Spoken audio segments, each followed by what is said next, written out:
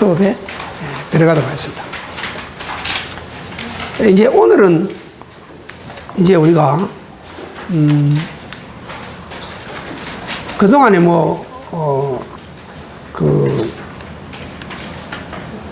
약용식물이 이름이 어떻게 붙여졌는지 성상을 공부했죠. 성상 강론에서. 그 다음에 약용식물이 주요 성분은 어떤 것인지. 자, 이게 우리가 공용분류법을 공부했죠. 네. 근데 그 속에 이름이 많이 지나갔죠. 맹문동이다, 색깔이 누렇기 때문에 황금이다, 황기다, 씨앗을 쓰니까 천년자다, 금행자다, 무슨 또 인핵을 쓰니까 살구시 안에 들은 것은 행인이다, 복숭아시 안에 들은 것은 동인이다, 이렇게 보아왔습니다. 왔는데 우리가 한번 전에 제가 잠깐 말씀드린 대로 앞으로 여러분들이 이 공부를 하고 나면 우리가 꼭 우선 뿌리를 사고 뭘 말른 거를 사가지고 이렇게 데려서 그 까다롭게 매꾸람을 넣고 하루 얼마를 먹고 하는 거, 그런 복잡한 이런 것보다도 여러분이 더 정말로 재미있는 우리 건강에 도움을 받을 수 있는 우리가 먹는 방법은 효소, 우리가 액기스를 해서 먹는 것도 좋지만은 이것을 발효시켜서 어떤 식품을 발효시켜서 효소화해서 우리가 먹는다는 것은 정말 어떤 부작용도 줄일 수 있고 또 인체 어떤 먹어서 일어나는 어떤 불편함도 해소할 수 있고 진짜 우리가 영양소를 그대로 먹는 이런 계기를 가질 수 있어요. 여기에 오늘 공부하는 이런 생약, 그러니까 그 식물들은 대부분 다 우리가 발효해서 효소화시켜서 먹을 수 있는 아주 좋은 것들입니다. 생초는 우리가 생초나 과일은 우리 지금 현재 연구되어 있는 방법대로 하면 발효가 안 되고 효소가 안 되는 게 없습니다. 그래서 우리가 이제 액기스는 뭡니까? 고아서 삶아서 성분을 빼먹고 액기스죠. 네. 효소는 발효 과정을 거쳐서 완전히 그 성분이 효소화된 것입니다. 우리가 이런 식물들을 발효시키면 발효되는 과정은 주로 우리가 여기 이게 이제 가시연꽃이죠. 이 연잎을 가지고 발효를 한번 시켰다면 대부분 이 가지고 있는 수분 성분이, 수분 함량이 특별히 적다든지 특별히 많은 식물을 제외하고 보편적인 수분 함량을 가진 식물은 우리가 흑설탕이나 황색 설탕, 백설탕을 이용해서, 주로 황색을 많이 이용합니다만은 이용해서 1대1로 버무려 두면, 잘게 썰어서 버무려 두면 이게 바로 한 90일, 75일에서 90일 거치면 일단 그 안에 있는 성분이 좀 분해가 됩니다.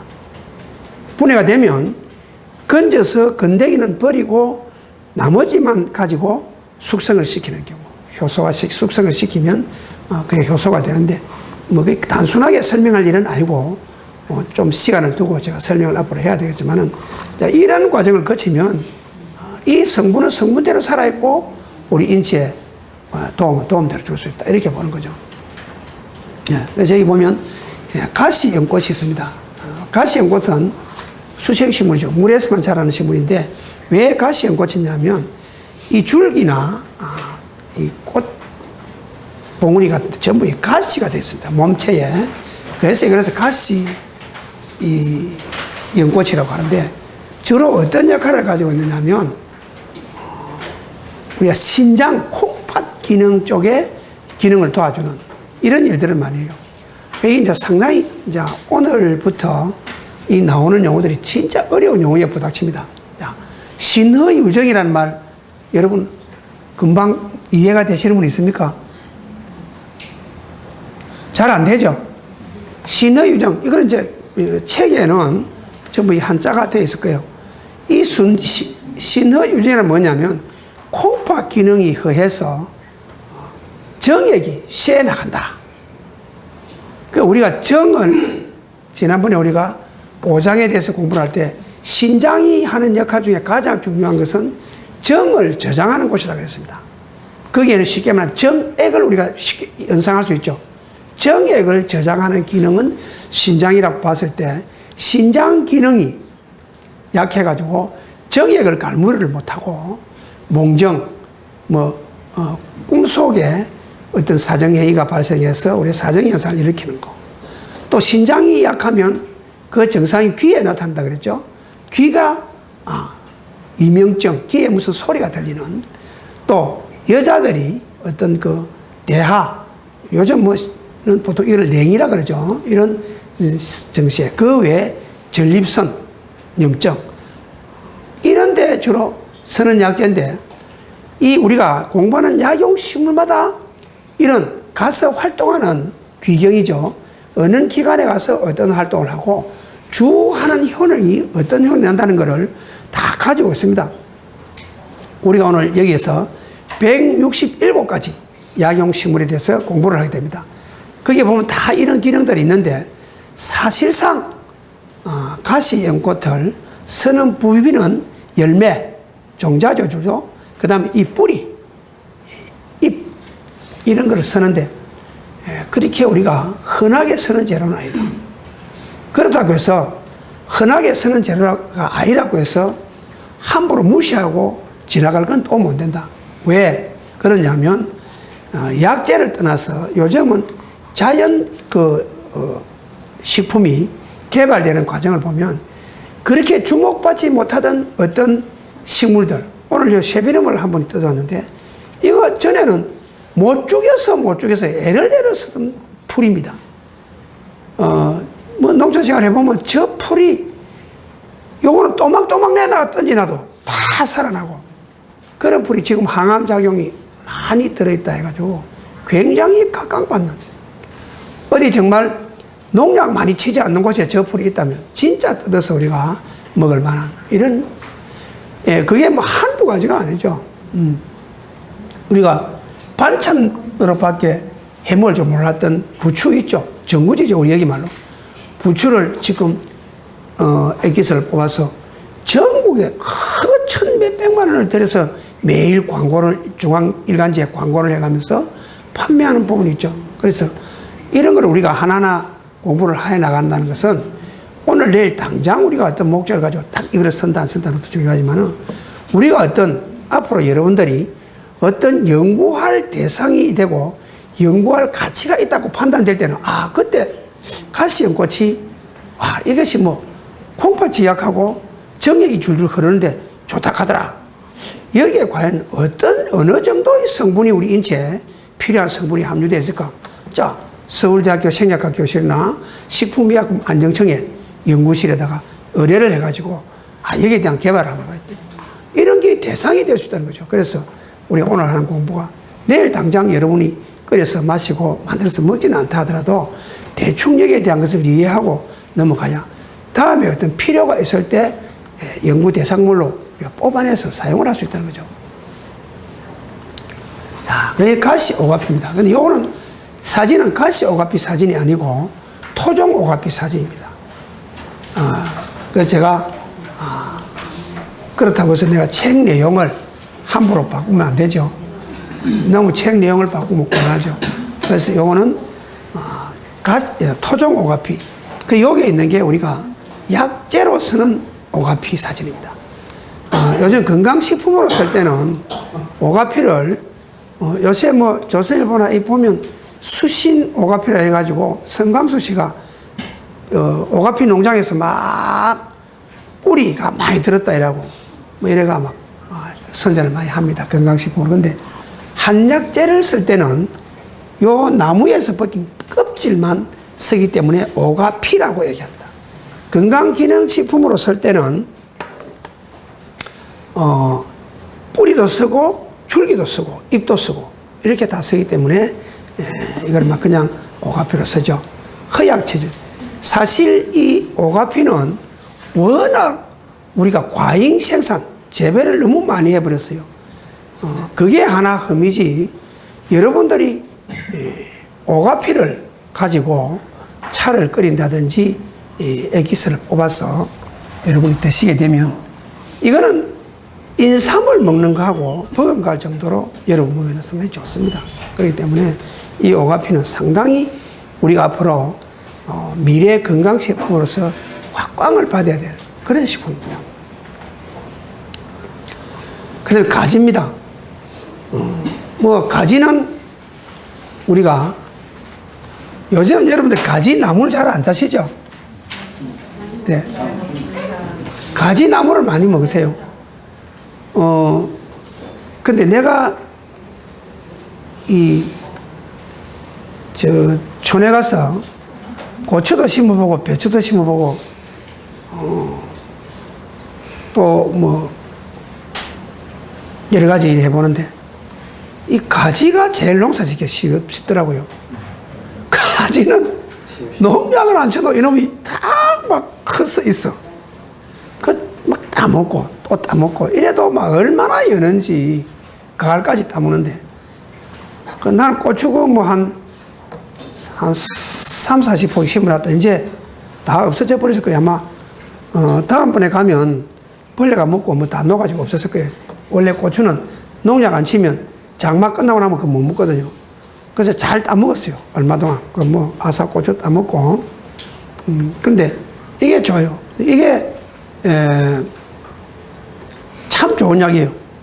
동맥경화증, 통풍 같은 데 우리가 먹는 보조식품으로 효과 있다. 이거를 날 거를 먹어보면 혓바늘이 돋아요. 혀가. 그래서 참 좋은 약이다. 감나무는 딸꾹질 할 때 강꼭지를 삶아서 먹는 거 외에는 우리가 그냥 과일로 주로 먹죠. 약이라기보다는. 근데 우리나라는 우리 민족이 감을 얼마나, 필요로 하느냐면 제사 때 우리가 건시를 쓰죠. 건시. 예, 제사에 올라가는 과일입니다. 그 다음에 감수. 이 감수라는 약재는 사하약재에 우리가 해당되는 건데 상당히 독성이 많아가지고 잘 안 쓰는 약재입니다. 그 다음에 감초 많이 쓰는 약재죠. 예. 감초는 1980년대 초기에 혹시 우리나라 토질에 이것이 재배가 가능하지 않을까 하고 그때 막 우리가 중국하고 교역이 막 좀 활발하고 시작이 됐던데 그때 중국에 있는 감초 뿌리를, 생 뿌리를 이 종근으로 이식을 해야 되니까 종근을 가져와 가지고 농민들한테 많이 팔았는데 그 재배에 전부 실패를 했습니다. 우리나라 토질과 풍토에는 감초가 안 맞는 것 같아요. 그래서 지금 인터넷에 여러분이 검색해 보면 토종 감초가 들어 나옵니다. 나오는데 그거는 제가 판단하기로는 성분이 중국에서 지금 생산대가 수입되는 것보다 못하지 않느냐. 근데 값은 또 많이 비쌉니다. 그래서 일단 우리가 토종이 좋은 거는 정확합니다. 그럼에도 불구하고 우리나라에서 기후 풍토가 적합하지 않아서 생산되는 약재에 대해서는 어쩔 수 없이 수입에 의존할 수밖에 없고 또 수입 약재가 우리 한국 약 생산량보다 또 헐등하게 품질이 좋은 것도 사실 많습니다. 갓입니다. 이 갓은 여수갓김치 많이 들어보셨죠? 바로 그 여수갓김치 담는 종류입니다. 근데 여기서 우리가 약재로 쓰는 경우는 계자라 해서 종자를 약재로 씁니다. 이거는 옛날에 식초하고 가루를 빻아서 우리가 무릎 관절이 아프다든지 이럴 때 파스처럼 붙이게 됐죠. 요즘 우리가 약방에 나오는 이런 파스들이 원 성분은 이런 성분이 많이 들어갔다고 이래 봐집니다. 여기 보면 가루로 만들어 물이나 식초로 개해서 폐렴, 관절염, 신경통, 류마티즘 찜질약으로 붙이면 효과가 있다. 이렇게 하고 있습니다. 그 다음에 요거는 강활입니다. 강활은 우리가 발한 해열작용, 강활은 주로 특별한 정세가 없는 보편적인 감기 치료약제로 감기에 강화를 들었습니다. 이거는 해열작용이죠. 진통작용도 있다. 한방에서 감기, 두통, 신경통, 류마티스 관절염이나 중풍 등의 처방약제로 사용되고 있다. 이래 보면 됩니다. 그 다음에 강황입니다. 강황은 울금이라고 해놨죠. 지금 우리가 이게 우리가 그 카레 하는 원료로 들어가는 약제인데요. 우리 보통 사람들은 이 울금에 대한 용도를 사실 잘 몰랐습니다. 그죠? 최근에 와서 굉장히 이 울금이 각광받는 식품입니다. 지금 울금을 가지고 그 건강식품을 만들어서 대단위로 생산하는 공장이 영천 가면 있고, 우리가 영천 가서 한번 견학 수업을 한 일이 있습니다만은, 어디에 이게 좋냐면 혈전 방지. 그러니까 피가 탁한 사람은 피의 농도를 줄여주는, 피의 농도가 깨끗해지면 어떻습니까? 어혈도 줄어질 수 있고, 또 중풍 같은 이런 것도 미리 다 예방이 될 수 있고, 상당히 우리 혈류 개선에 도움이 많이 되죠. 그래서 이게 상당히 좋은 약이다. 그 다음에 담즙 분비 작용, 우리가 소화액을 생산해주는 이런 기능, 자궁 흥분 작용, 혈압 강화 작용, 진통 작용이 있다. 어혈을 제거해주고 생리통을 완화하고 간 기능 장애로 인한 협통, 간장이 붙은 이 부분에 붙으니까 간이 안 좋으면 물론 간 자체는 자각 증상이 없습니다만은 이 옆구리가 아프다든지 이럴 때 이 간이 안 좋으면 아프다 이렇게 합니다. 그래서 이런 데도 효과가 있다. 그 다음에 개나리 열매입니다. 이게 이제 여러분들이 앞으로 9월 초쯤 되면 8월 말쯤 되면 우리가 영천 경북 어성 신물질연구소에서 운영하는 약초 재배단지에 현장 수업을 가게 됩니다. 여러분 주변에 있는 개나리 나무에서 개나리 꽃이 피는 거 못 봤습니다. 개나리 열매가 이런 거 못 봤습니다. 근데 어성 가면 열매 여는 개나리를 여러분들이 볼 수가 있어요.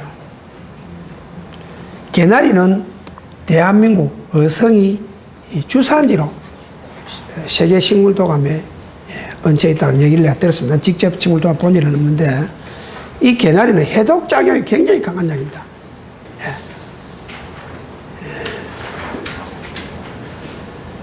개나리 종류 열매를 말린 것으로 발열, 열이 난다든지 화농성 질환, 신장염, 섭진 같은 이런데 주로, 그 다음에 상부의 열을 내리고, 우리가 가슴 위쪽에서 일어나는 열을 내리고, 열로 인한 정신이 뭐 아주 혼잡하다든지 막 발광을 한다든지 이런 증상이 있습니다. 근데 가장 핵심적으로는 우리가 소염작용을 하는 성분을 가장 많이 가지고 있습니다.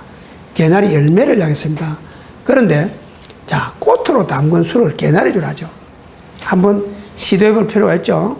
그 다음에 햇빛에 말린 열매를 술에 담가 지난 것을 연교주라고 하는데, 우리가 개나리 꽃을 좀 많이 따서 연교주를 한번 담아놓고 한번 드셔보는 것도 상당히 좋습니다.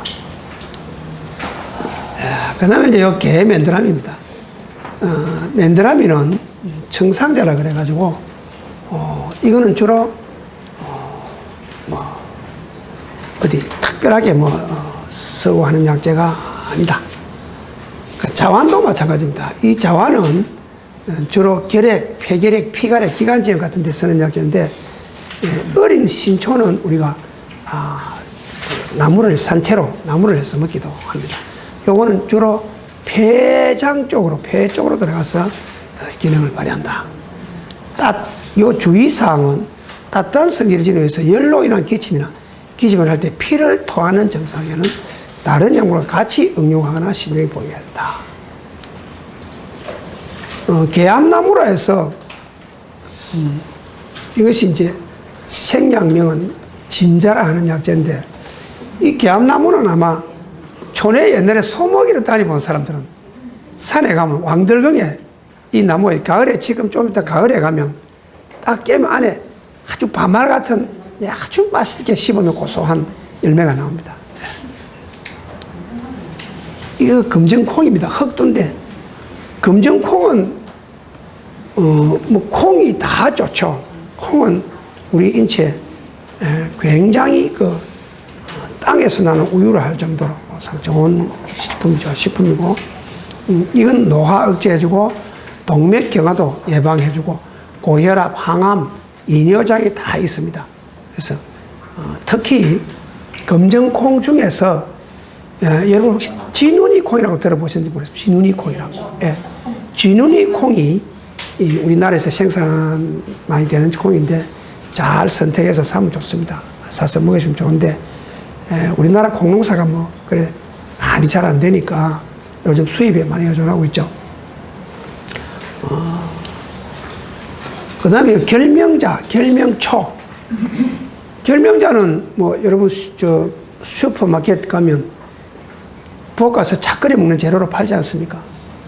이거를 진하게 끓여서 꿀이나 설탕을 조금 넣고 맛을 맞춰서 차 한 잔씩 들어보세요. 이 차는 너무 좋은 차예요. 이거는 이 시력이 안 좋다든지 이런 분들은, 또 심장 기능이 안 좋고 하신 분들은 이거 먹으면 굉장히 좋습니다. 예. 내가 어릴 때 들은 말로는 일본 사람들은 제일 손님한테 차를 대접할 때 이게 제일 소중하게 그 차로 다스린다, 이렇게 해서. 눈에 충혈이 되고 붓고 아프면 햇빛을 끓이고 눈물이 흐르는 증상, 야맹증, 시신경 위축에 효과가 있다, 이렇게 됐습니다. 그 다음에 개수나무입니다. 개수나무는 아까 15전 대보차에 들어갔죠. 요거 껍질이 얇은 개수나무 껍질을 계피라하고 두꺼운 껍질을 따로 분류해서 이것을 육개라고 얘기합니다. 그러니까 고기 육자죠. 육개라 한다. 이거는 약 성분이 아주 따뜻한 성분이에요. 그래서 땀을 내주는 작용이 있죠. 가지는 개수나무고요. 가지는 땀을 내주는 작용이 있고, 그 다음에 계피유는 위장 타임이 위액 분비 촉진, 궤양 억제, 심장과 관상동맥의 혈류량 충진 등의 효능이 있다. 계피육계 소화불량, 이 첫째 우리가 속을 따뜻하게, 위를 따뜻하게 만들어주는 기능이 있고요. 소화불량, 장염, 식욕감퇴, 설사병, 선다. 근데 여기 어떻습니까? 우리가 열이 많은 사람이 열이 많은 음식을 먹으면 안 되겠죠. 속이 찬 사람이 찬 음식을 먹으면 또 안 되겠죠. 이와 마찬가지로 이 약 자체가 열이 있는 약이다 보니까 몸에 열이 많은 사람, 임산부 및